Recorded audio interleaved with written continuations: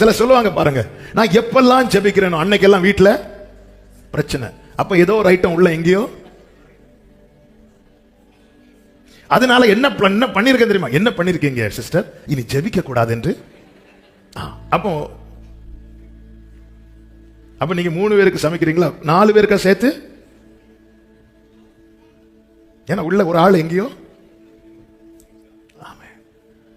ஹல்லேலூயா, ஹல்லேலூயா. தாவீதின் குமாரனே இறங்கும் என்று இத்தனை நாட்கள் அந்த தெருவில் இருந்து என்னெல்லாமோ சொல்லி பிச்சை கேட்டான். ஒருத்தர் தடுத்தாங்களா? இல்ல.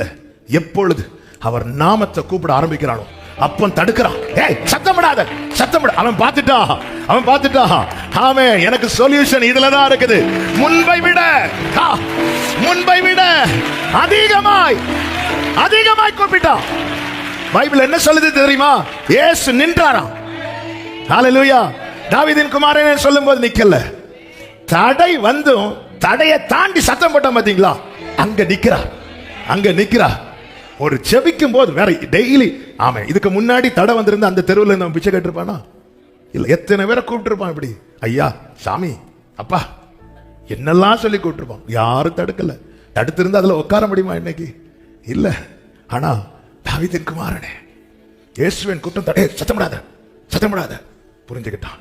இதுவரை நான் கூப்பிட்டதுல எனக்கு சொல்யூஷன் இல்ல, இப்போ நான் கூப்பிடுறேன்ல, இதுல ஏதோ இருக்குது. இல்லைன்னா ஏன் இந்த தடை வரணும்?